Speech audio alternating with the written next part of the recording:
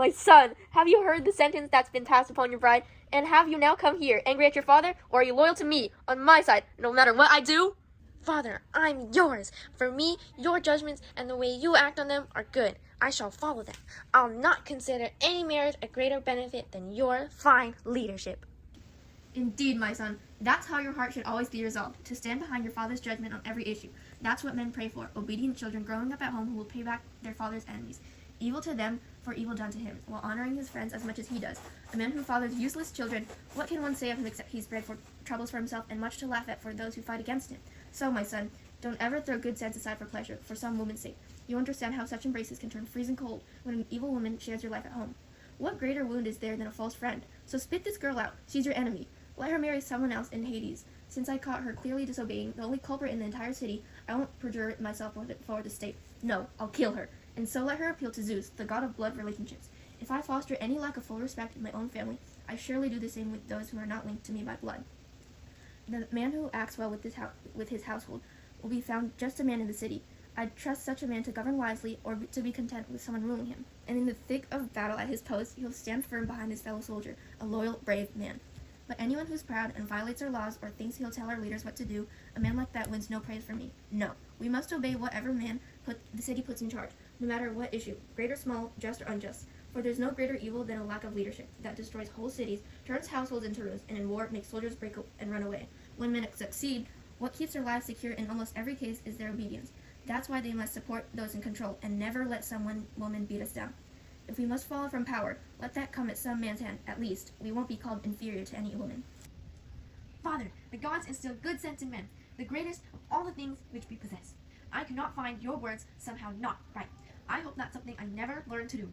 But other words might be good as well, because of who you are, you can't perceive all the things men say or do, or their complaints. Your gaze makes citizens afraid. They can't say anything you would not like to hear. But in the darkness, I can hear them talk. The city is upset about the girl. They say of all women here, she least deserves the worst of deaths for her most glorious act. When in the slaughter, her own brother died. She did not just leave him there and buried, be ripped apart by carrion dogs or birds. Surely she deserves some golden honor. That's the dark secret where people speak. For me, Father, nothing is more valuable than your well-being. For any children, what could be a greater honor to them than their father's thriving reputation? Father feels the same about his sons. So don't let your mind dwell on just one thought, that what you say is right and nothing else. A man who thinks that only he is wise, that he can speak and think like no one else, when such men are exposed, then all can see their emptiness inside. For any man, even if he's wise, there's nothing shameful in learning many things, staying flexible. You notice how in winter floods, the trees which bend before the storm preserve their twigs.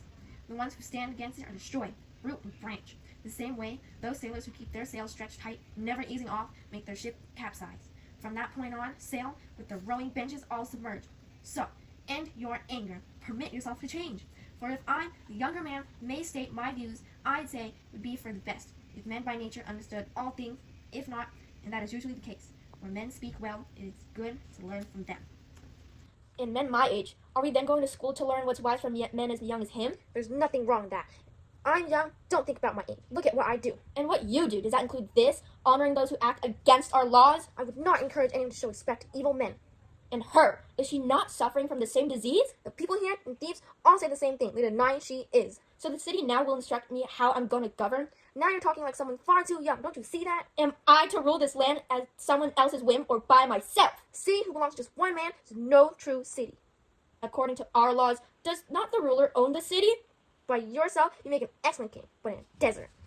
It seems as if this boy is fighting on the woman's side. That's true. You're the woman, I'm the one concerned for you. You're the worst there is. You set your judgment up against your father. No, not when I see you're making a mistake and being unjust. Is it a mistake to honor my own rule? You're not honoring that by trampling on the gods' prerogatives. You foul creature, you're worse than any woman. You'll not catch me giving way to some disgrace. But your words all speak on her behalf. Yours and mine, for the gods below. You woman slave. Don't try to win me over. What do you want, to speak and never hear someone's reply? You'll never marry her while she's alive. Then she'll die, and her death kills someone else. Are you so insolent you threaten me? Where's the threat by challenging a bad decree? You'll regret parading what you think like this. You, a person with an empty brain. You are not my father. I might say you not thinking straight. Would you indeed? Well then, by Olympus, I'll have you know, you'll be sorry for demeaning me with all these insults. Bring her out, that hateful creature, so she can die right here with him present, before her bridegroom's eyes. No, don't ever hope for that. She'll not die with me just standing there. And as for you, your eyes will never see my face again. So let your rage charge among your friends who want to stand by you in this.